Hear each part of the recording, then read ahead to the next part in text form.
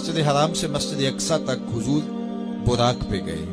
مسجد اقصی سے پہلے آسمان تک نور کی سیڑھی پہ گئے. پہلے آسمان سے لے کر کے 7ویں آسمان تک فرشتوں کے پروں پہ گئے. 7ویں آسمان سے لے کے سدرہ تک جبریل امین کے پروں پہ گئے. سدرہ سے لے کر جہاں تک اللہ نے چاہا رف رف سبز نوری تخت پہ گئے. یہ 5 مراحل تے مکمل ہو گئے.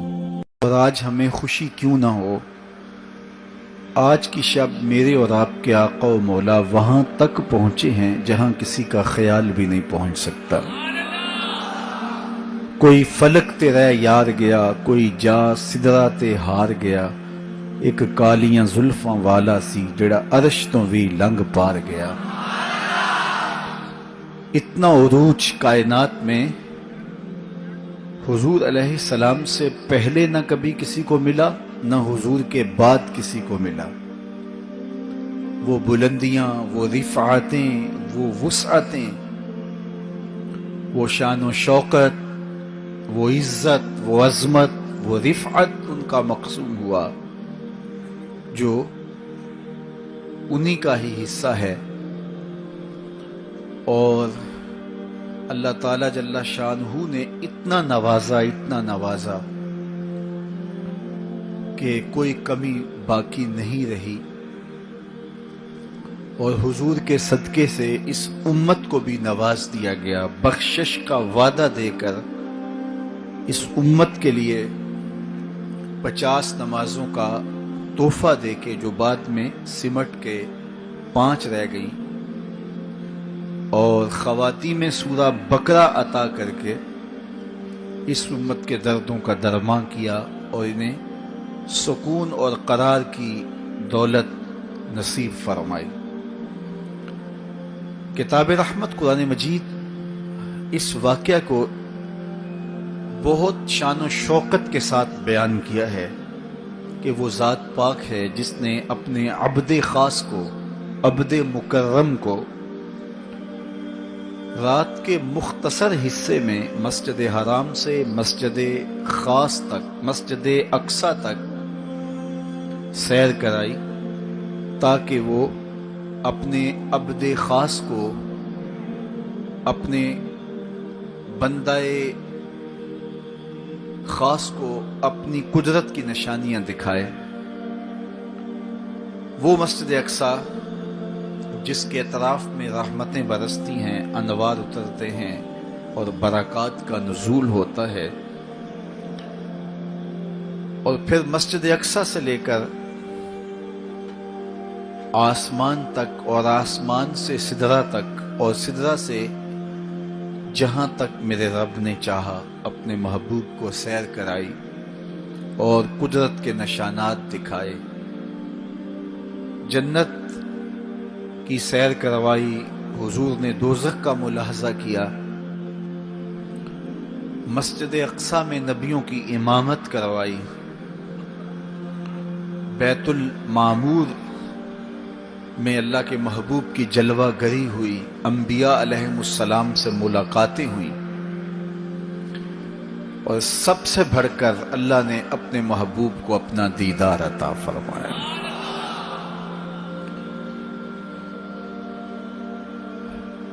اب اس سرعت کے ساتھ، جس تیزی کے ساتھ حضور علیہ السلام تشریف لے گئے کہ رات کا مختصر حصہ تھا، قلیل وقت میں حضور گئے بھی ہیں اور آئے بھی ہیں. اور یہ ایک بہت بڑا امتحان تھا لوگوں کے لیے. کھرے اور کھوٹے کی پہچان ہونی تھی، لوگوں کے ایمان کا امتحان تھا، اور کفار نے اس پہ بہت ساری باتیں کی، اور ان کے ماننے میں یہ بھی نہیں آتا تھا کہ مسجد حرام سے مسجد اقصی تک کیسے گئے.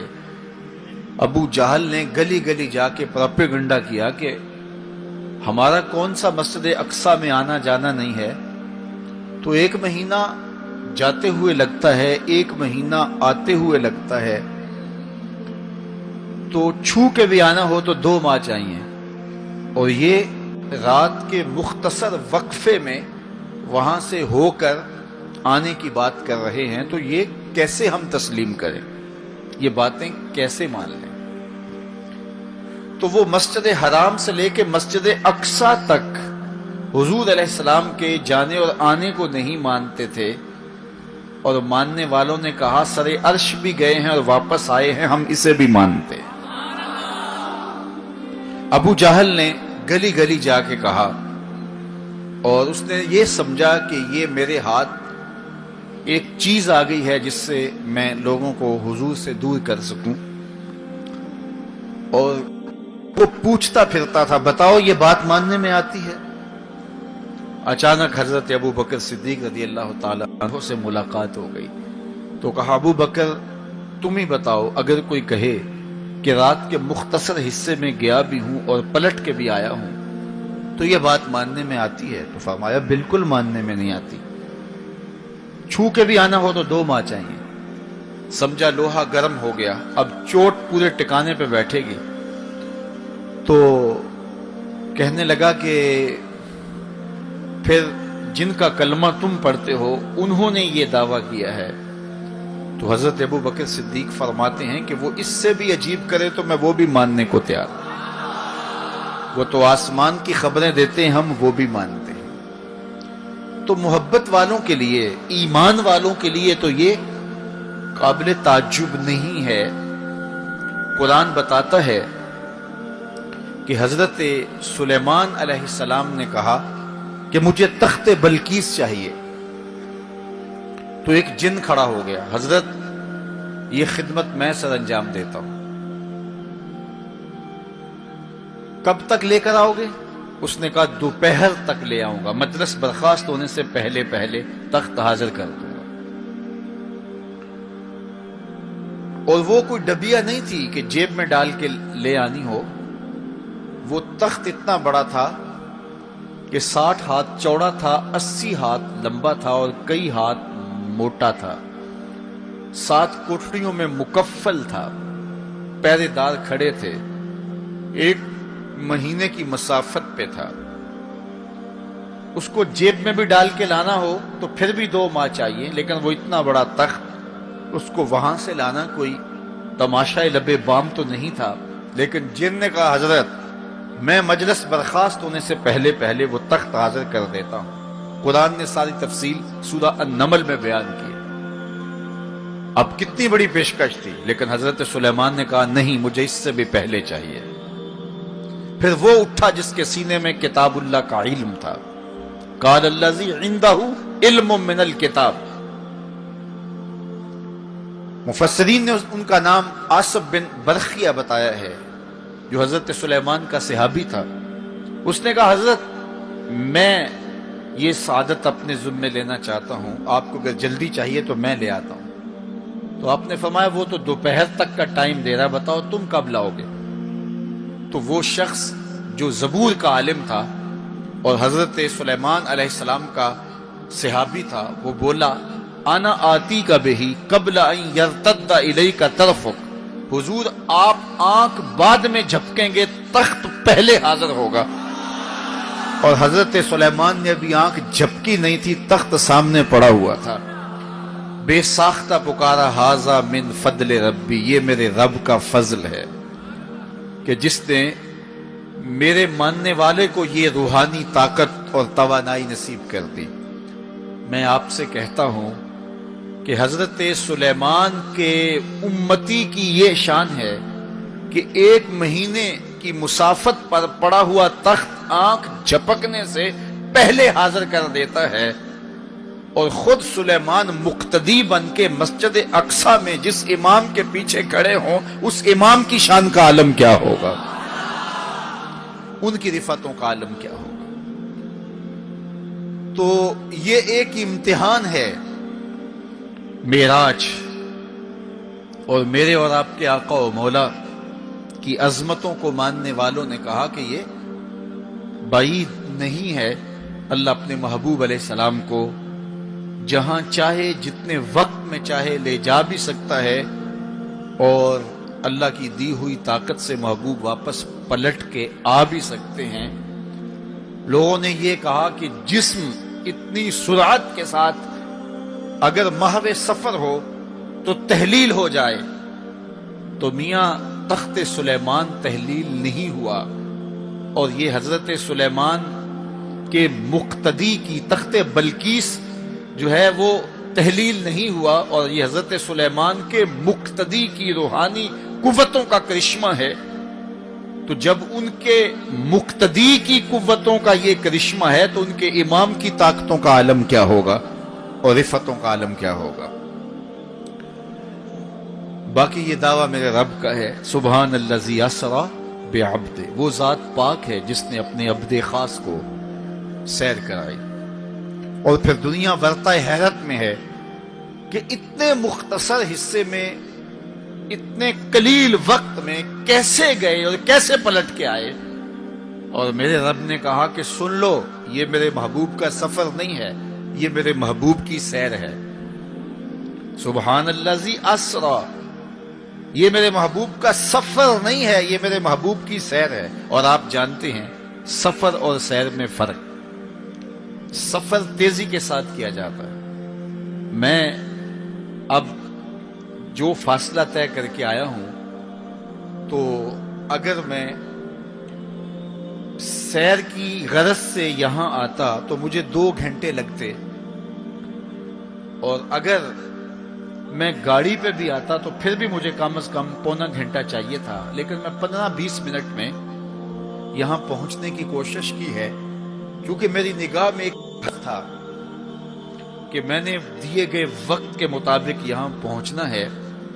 وہ تو باہر بے تحاشا رش نہ ہوتا تو میں وقت سے 5 منٹ پہلے ہی پہنچ پاتا۔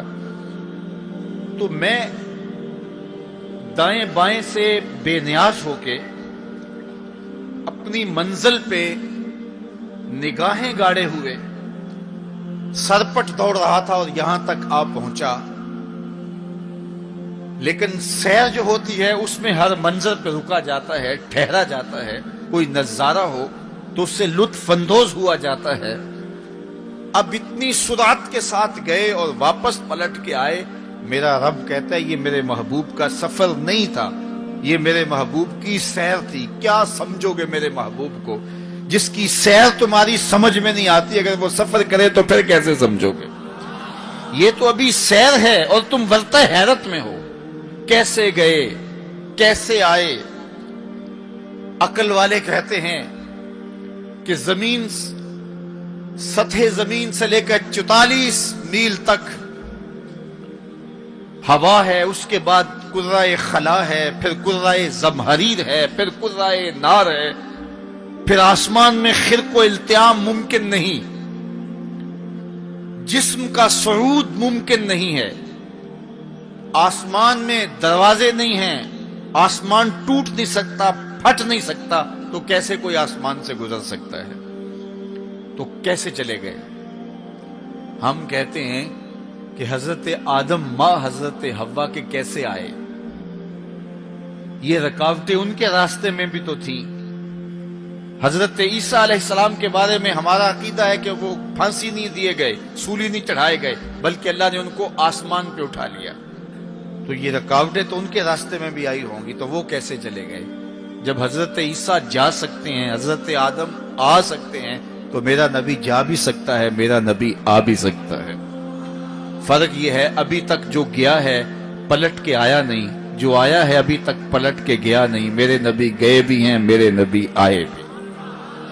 سی راز میراج محبتاں دا نہیں سی کسے دی سمجھ وچ آن والا، سدیا طالب تے گیا مطلوب ہوتے، جبرائیل سی صد لے جان والا، بازے آخ دے بن دروازیاں تو کیویں پہنچیا عرش تے جان والا، ابر عقل نو ایتھے دخل کیے، جانے جان والا یا لے جان والا۔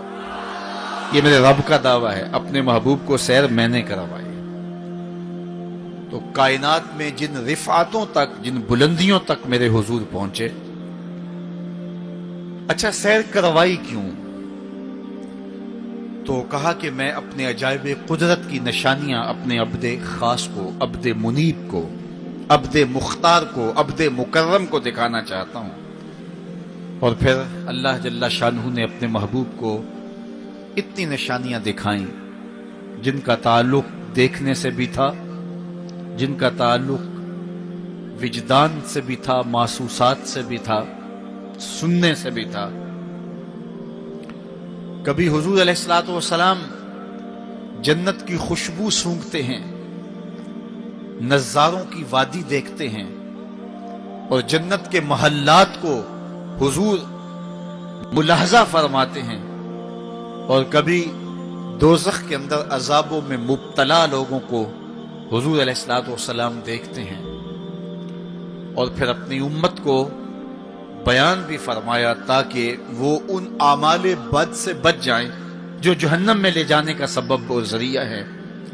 آج کی شب خاص میں میں اور آپ اپنی زندگیوں پہ غور کریں اور حضور علیہ السلام نے وہ جو ہمیں خبریں دی ہیں ان کو دیکھیں، اور کوئی ایسی کوتاہی کہیں ہمارے اعمال میں تو نہیں ہے، اگر ہے تو اس کو اپنے سے دور کر کے ایک نئی زندگی کا آج سے آغاز کریں۔ حضور علیہ الصلوۃ والسلام نے فرمایا کہ میں نے کچھ لوگوں کو دیکھا کہ پتھروں سے ان کے سر کچلے جا رہے ہیں، اور پتھروں سے کچلنے کی وجہ سے ان لوگوں کے سر کیمے کی طرح ہو جاتے، کوٹ دیے جاتے ہیں پتھروں سے، لیکن تھوڑی دیر کے بعد پھر صحیح ہو جاتے ہیں، لیکن پھر دوبارہ ان کے سر کچلے جاتے۔ تو میں نے پوچھا جبریل یہ کون لوگ ہیں؟ تو کہا کہ یہ وہ لوگ ہیں کہ جن کے سر نماز کی وجہ سے بوجھل رہتے تھے، نماز جن کو بڑی بھاری لگتی تھی۔ کئی لوگوں کو نماز کا کہیں تو وہ 100 بہانے کرتے ہیں، اور ایک بہانہ تو ہر بے نمازی کرتا ہے، میرے کپڑے پاک نہیں ہیں۔ میرے والد گرامی فرمایا کرتے تھے تیرے کپڑے کیسے پاک ہو سکتے ہیں جب تو اللہ کے حضور جھکنا نہیں جانتا؟ جب اس کے حضور جھکنا سیکھ جائے گا تیرا لباس بھی پاک ہو جائے گا، تیرا بدن بھی پاک ہو جائے گا، تیرا تن بھی پاک ہو جائے گا، تیرا من بھی پاک ہو جائے گا۔ تو 100 بہانے تو ان کے سر نماز کی وجہ سے بوجھل ہو جاتے، اذان کی آواز سنتے اور پھر دوبارہ سرہانے پہ سر ڈال دیتے اور اٹھنے کی ہمت نہ پڑتی۔ حیا علی الصلاۃ حیا علی الفلاح کی دل فریب صدائیں کانوں میں پڑتی۔ تو ان کے سر نماز کی وجہ سے بوجھل ہوتے تھے، اور آج ان کے سر پتھروں سے کوٹے جا رہے ہیں۔ اس پورے اجتماع میں جو اس گراؤنڈ کے کناروں تک ہے اور باہر گلی میں بھی اس لاؤڈ سپیکر کے ذریعے سے، بازار میں بھی، سڑک پر بھی آوازیں پہنچ رہی ہوں گی، تو آپ سب اور میں غور کریں کہ ہماری زندگی میں کہیں نماز سے کوتاہی تو نہیں ہے۔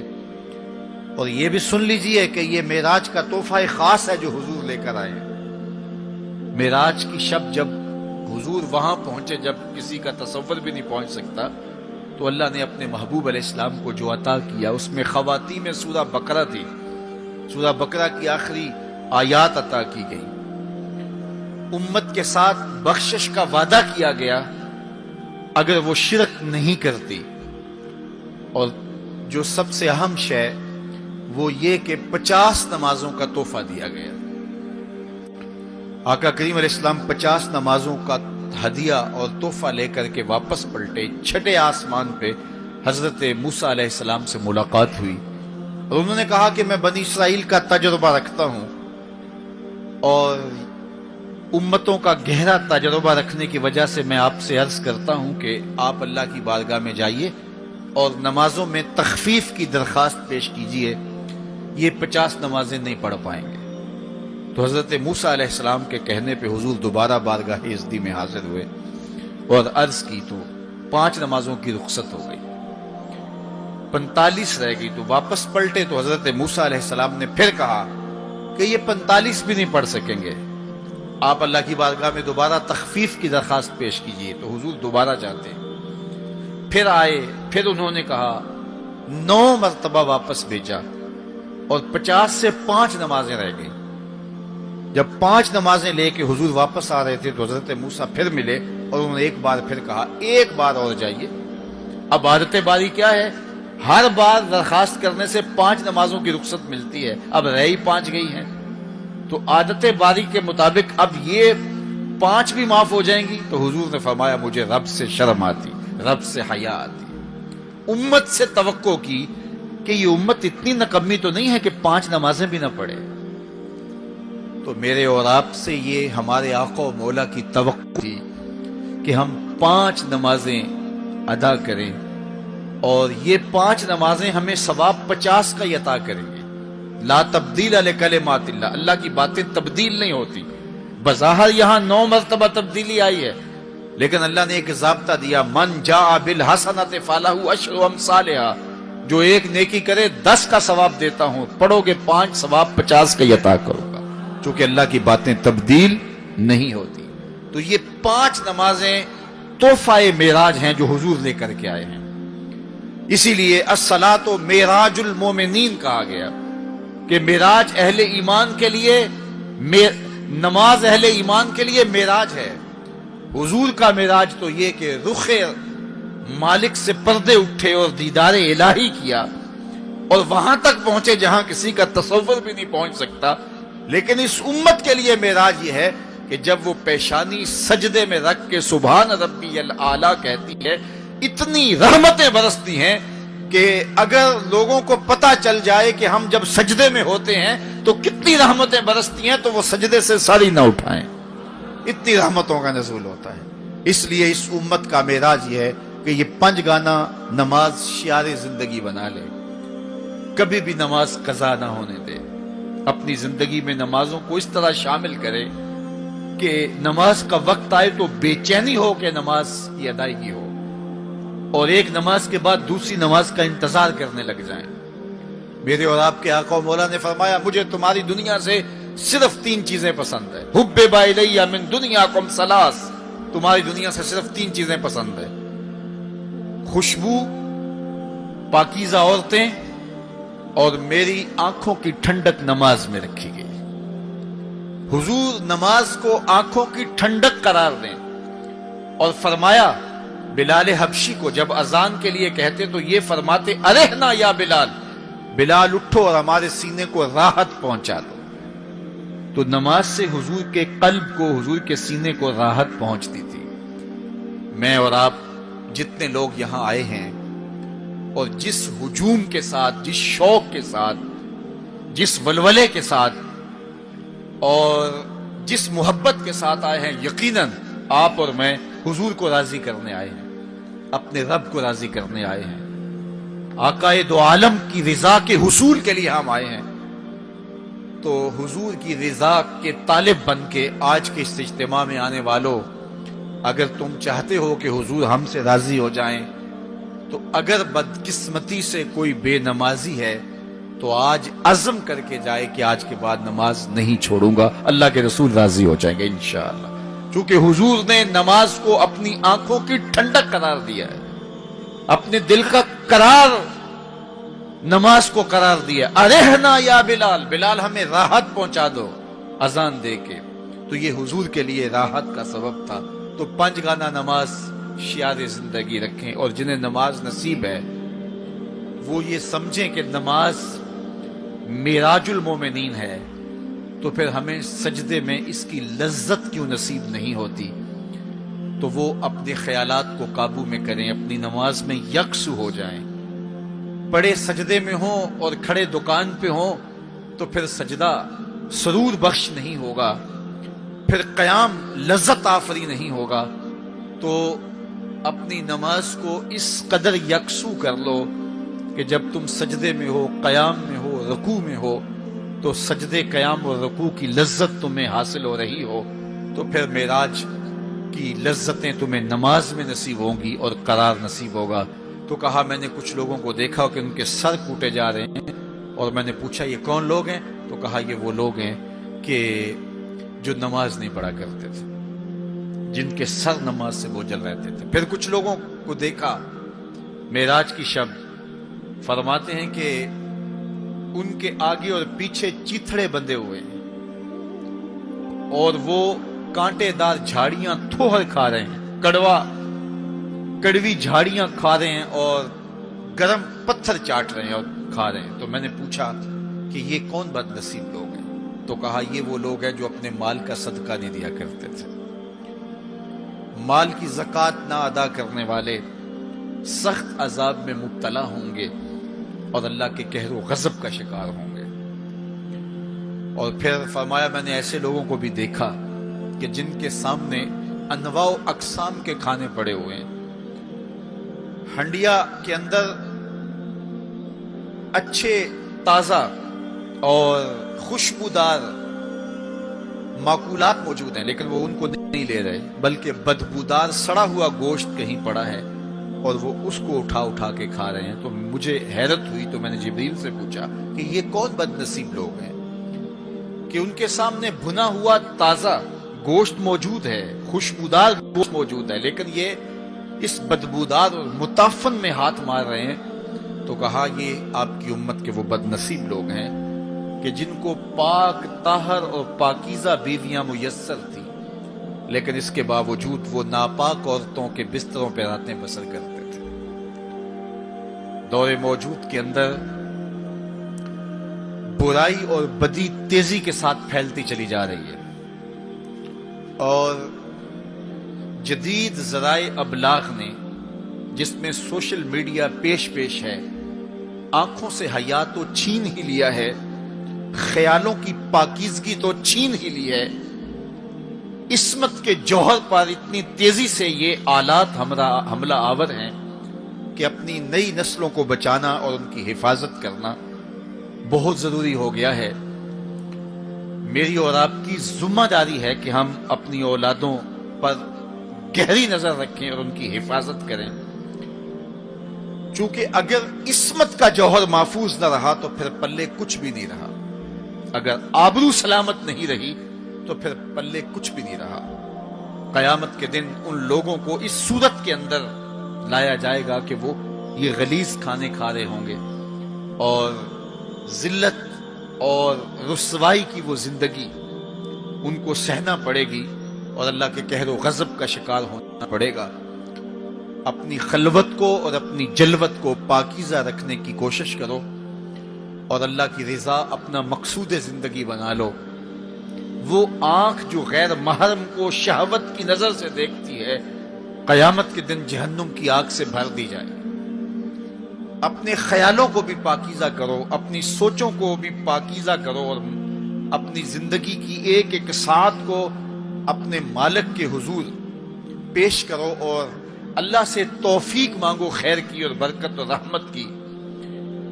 جب انسان کی نگاہ پاک نہیں رہتی تو خیال پراگندہ ہوتے ہیں، خیالات کی ناپاکیزگی اس کی عصمت کے جوہر پہ حملہ آور ہوتی ہے، اور شیطان کے لیے یہ بڑی خوشی کی بات ہے کہ کوئی نوجوان اپنی عصمت اور اپنی آبرو کو داؤ پہ لگا دے۔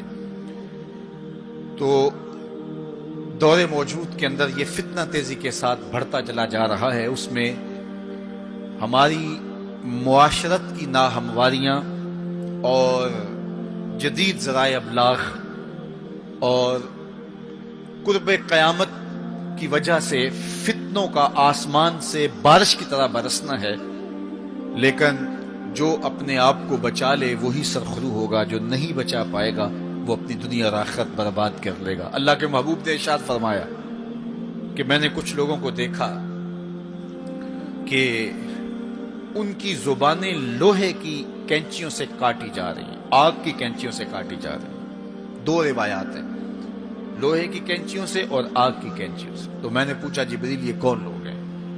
تو کہا حضور یہ آپ کی امت کے فتنہ پرور خطیب ہیں، جو کہا کرتے تھے ان کا اپنا وہ عمل نہیں ہوا کرتا تھا۔ لوگوں کے اندر فتنہ اور فساد بپا کرنے والے لوگ، جن کی زبان کی تلخیاں معاشروں کے اندر تفریق پیدا کرتی ہیں، بھائی بھائی سے لڑ پڑتا ہے، میاں بیوی کے درمیان تفریق پیدا کر دیتے ہیں، نفرت کی چنگاریاں ان کی زبان اگلتی ہے، اور ان کے لہجے لوگوں کے اندر تفریق، تشدد، افتراق اور فرقہ بندیاں پیدا کرتے ہیں۔ تو ایسے لوگ قیامت کے دن ان کی زبانیں لوہے کی کینچیوں سے کاٹ دی جائیں گی، جس کی صورت اللہ کے محبوب پہلے ہی ملاحظہ فرما چکے۔ تو بدترین اس امت کے لوگ بھی علماء ہیں، اور بہترین اس امت کے لوگ بھی علماء ہیں۔ فتنہ انہی سے شروع ہوتا ہے اور انہی میں پلٹتا ہے۔ ان کے پاس بیٹھنے سے خیر ملتی ہے اگر وہ خیر کی راہوں کے مسافر ہوں، اور اگر یہ طبقہ خراب ہو جائے اور شر پہ اتر آ جائے، شر پہ اتر آئے، تو پھر سب سے زیادہ شر بھی انہی کے دامن سے پھوٹتی ہے۔ ان کی زبان جب زہر اگلنے لگے اور ان کے لفظ شعلے بن جائیں تو معاشرے بسم ہو کے رہ جاتے ہیں اور معاشرے جل کے خاشاک ہو جاتے ہیں۔ اس لیے خاص طور پہ اس طبقے کو اپنا ہمیشہ محاسبہ کرنے کی ضرورت ہے کہ ہمارے عمل سے، ہمارے رویے سے، طرز زندگی سے، ہماری گفتگو سے، ہمارے کسی لہجے سے کسی کے لیے تفریق، تشتت، افتراق اور لڑائی پیدا نہ ہو۔ تو یہ بات بہت ہی اہم ہے جو اللہ کے محبوب علیہ الصلوۃ والسلام نے بیان فرمائی۔ اللہ کے محبوب علیہ السلام فرماتے ہیں میں نے ایک منظر دیکھا کہ ایک سوراخ ہے، اس سے ایک بیل نکلتا ہے، نکلنے کے بعد دوبارہ گھسنے کی کوشش کرتا ہے لیکن گھس نہیں پاتا۔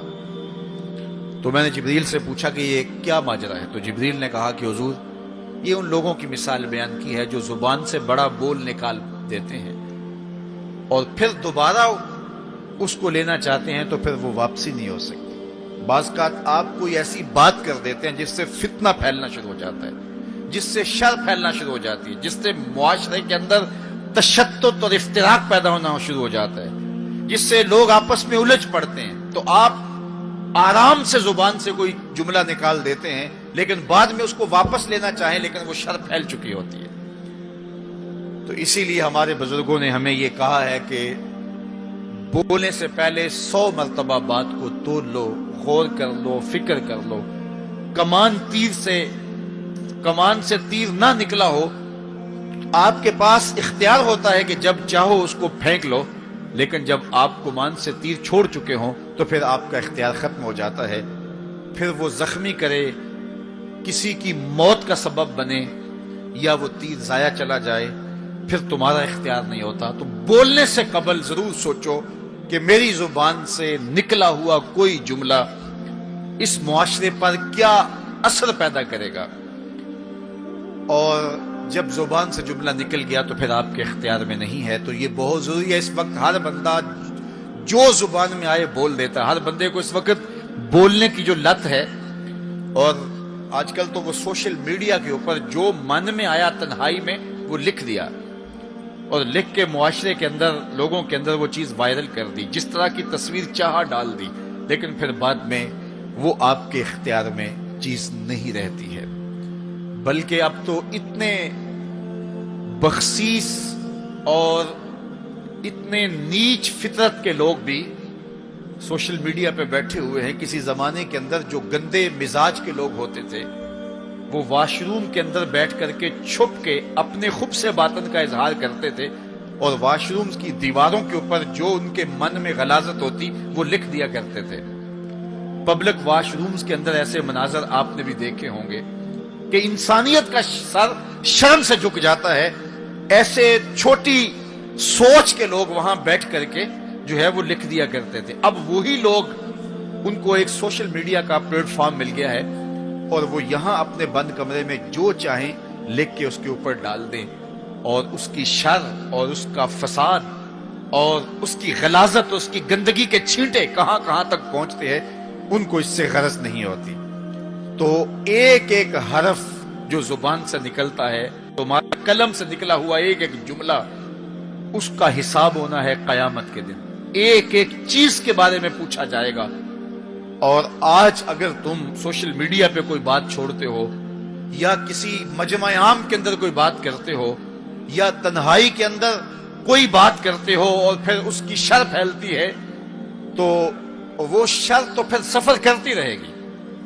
تم اب وہ جملے کہنے چھوڑ بھی دو، تم اپنا وہ اکاؤنٹ بند بھی کر دو، لیکن وہ شر، وہ غلاظت، وہ گندگی، وہ چھینٹے جو اڑے تھے وہ آگے بڑھتے رہیں گے، اور اس کا گناہ تمہارے نامہ اعمال میں، تمہارے کھاتے میں درج ہوتا رہے گا، حتیٰ کہ تم مر بھی گئے تو پھر بھی تمہارے نامہ اعمال کے اندر وہ سب کچھ اترتا رہے گا۔ اس لیے اپنے آپ کو محتاط کرنے کی ضرورت ہے، اور اپنے ایک ایک لمحے کو محفوظ کرنے کی ضرورت ہے۔ اپنے وقت کو قیمتی جانو، اپنی زبان کو کھولنے سے قبل 100 بار سوچو کہ جو میں لفظ کہہ رہا ہوں وہ کیا مجھے کہنا چاہیے یا نہیں؟ میرے اور آپ کے آقا و مولا نے فرمایا جو اللہ اور پچھلے دن پر ایمان رکھتا ہے وہ خیر کی بات کہے ورنہ چپ رہے، اس کا چپ رہنا اس کے لیے بہتر ہے، اور اگر وہ کہنا چاہتا ہے تو وہ خیر کی بات کہے۔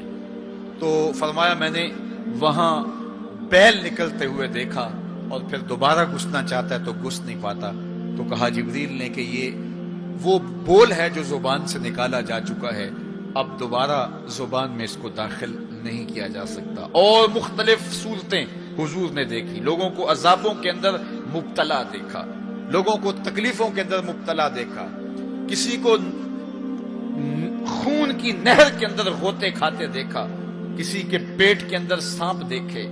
اور جبریل سے پوچھا تو جبریل نے عرض کی یا رسول اللہ یہ سود خور ہے، یا رسول اللہ یہ حرام کھانے والا ہے، یہ فلاں جرم کا مرتکب شخص ہے۔ تو وہ صورتیں حضور علیہ السلام کو دکھائی گئی اور وہ مناظر حضور کو دکھائے گئے، اور دوسری جانب جنت میں حضور نے ان خوش نصیب لوگوں کو بھی دیکھا کہ جن کی نیکیوں کی وجہ سے وہ اللہ کی رحمتوں کے حصار میں ہیں۔ ایک شخص کو دیکھا جو نور عرش میں ڈوبا ہوا ہے اور وہ نور ہی نور میں ہے، اللہ اکبر۔ تو جبریل سے حضور نے پوچھا یہ کون شخص ہے؟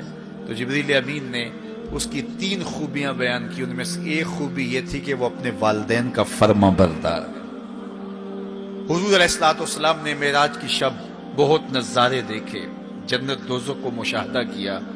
حضور نے انبیاء علیہ السلام سے ملاقاتیں کی، پہلے آسمان پہ حضور علیہ السلام نے حضرت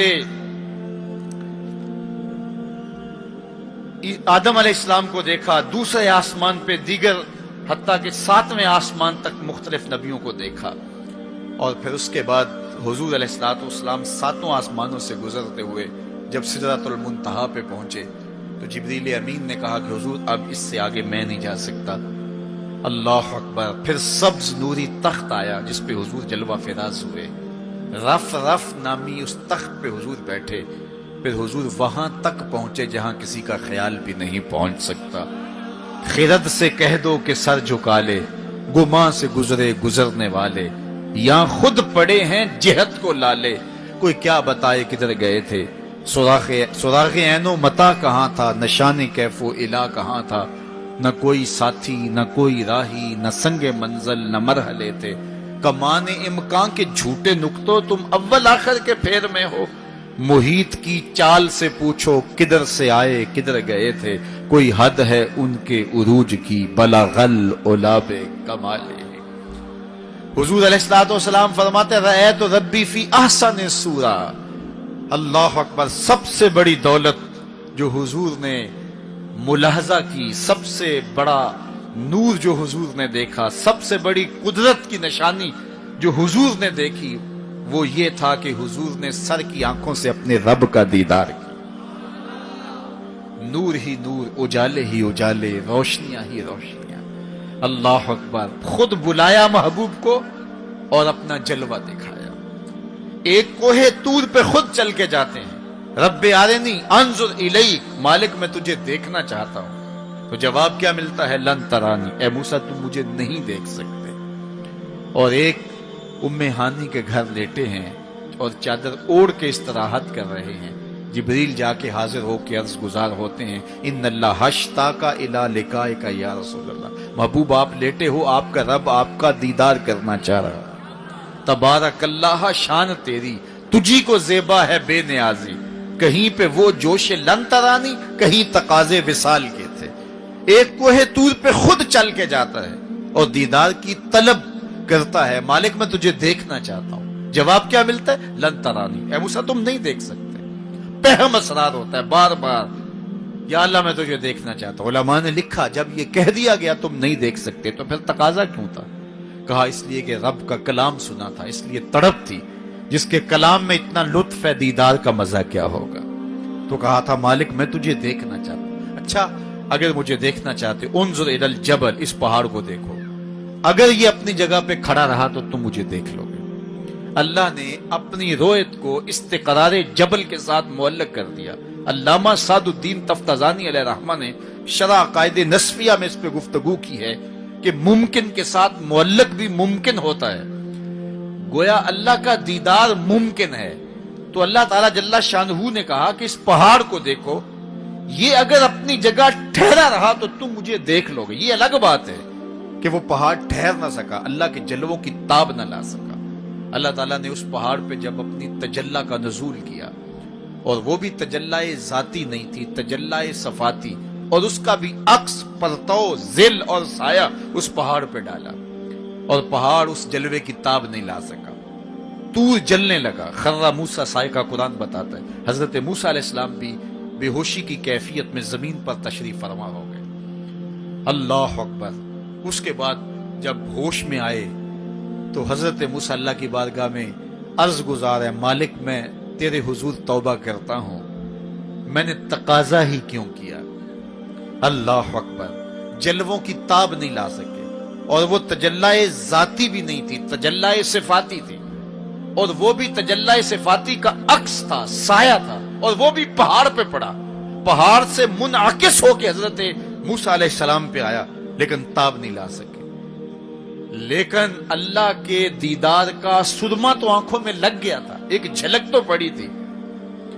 امام حلبی نے لکھا ہے کہ اس کے بعد حضرت موسیٰ کی نگاہوں کا عالم یہ تھا کہ کالی رات کے اندھیرے میں کالے پتھر پر کالے رنگ کی چیونٹی کو 9 فراسخ دور سے، ایک فرسخ 3 میل کا ہوتا ہے، 27 میل دور سے، تقریباً 50 کلومیٹر دور سے کالے رنگ کی چیونٹی کو کالے پتھر پر کالی رات کے اندھیرے میں چلتا ہوا دیکھ بھی لیتے تھے، اس کے قدموں کی آہٹ کو سن بھی لیتے تھے. یہ اللہ کا کلام سننے کی وجہ سے کانوں میں یہ سماعت آ گئی، اور اللہ کا دیدار کرنے کی وجہ سے آنکھوں میں یہ توانائی آ گئی کہ 50 کلومیٹر دور کالی رات کے اندھیرے میں، شب دیجور کی ظلمتوں میں، کالے رنگ کی چیونٹی کو چلتا ہوا دیکھتے بھی، اس کے قدموں کی سرسراہٹ کو سنتے بھی.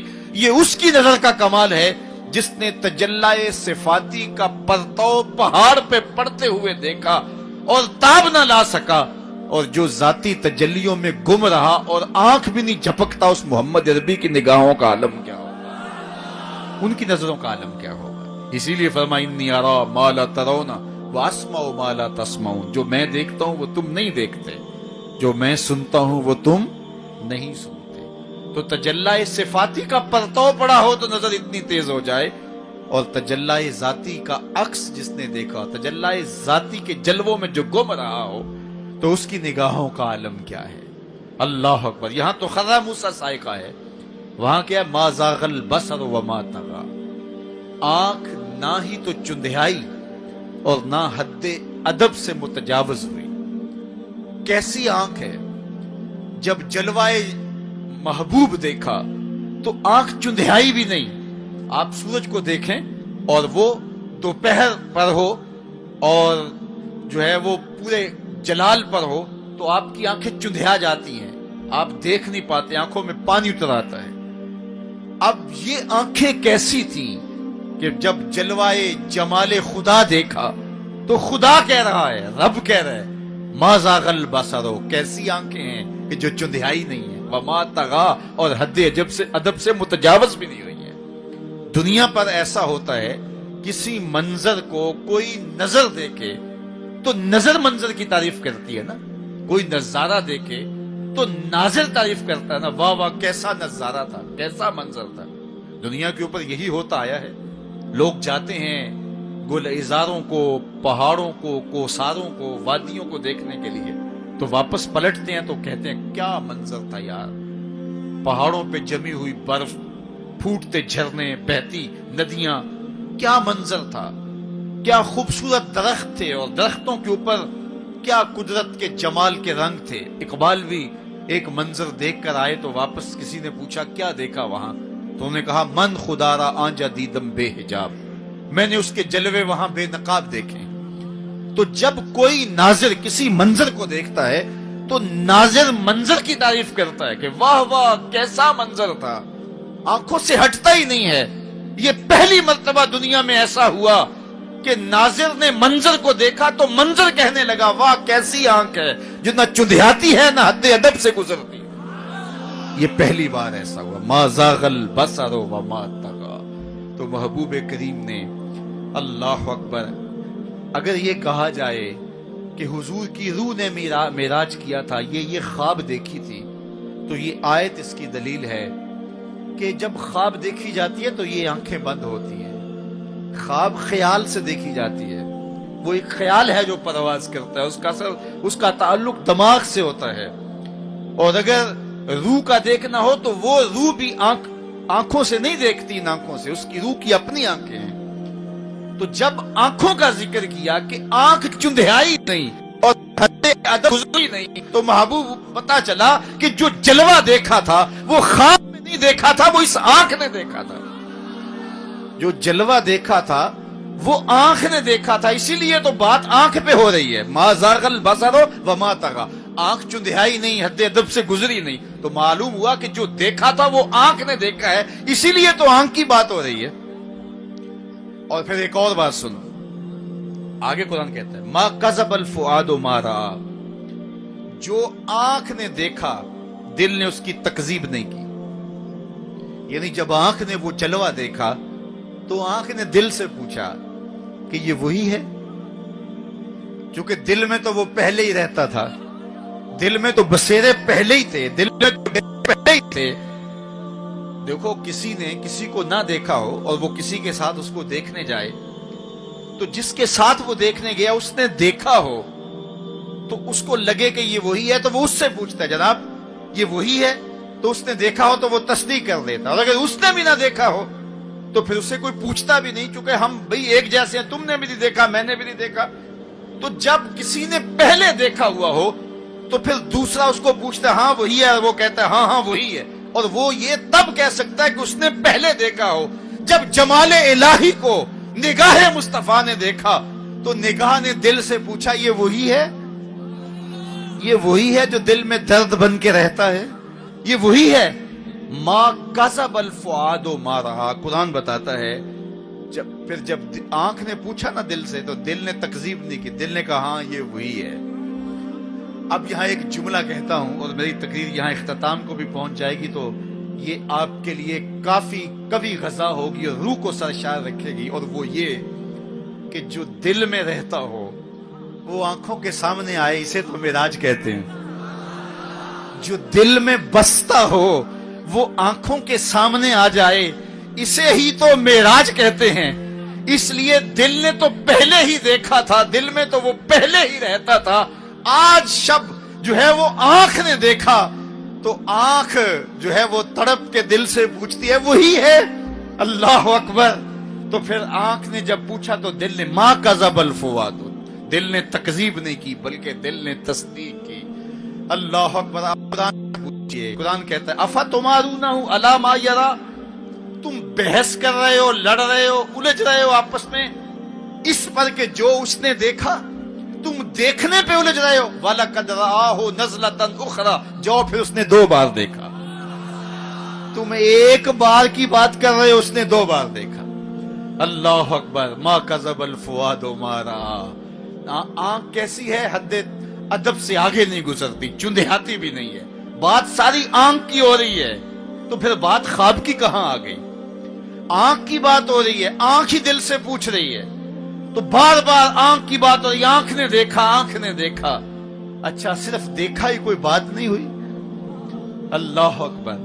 صرف دیکھا ہی کوئی بات نہیں ہوئی؟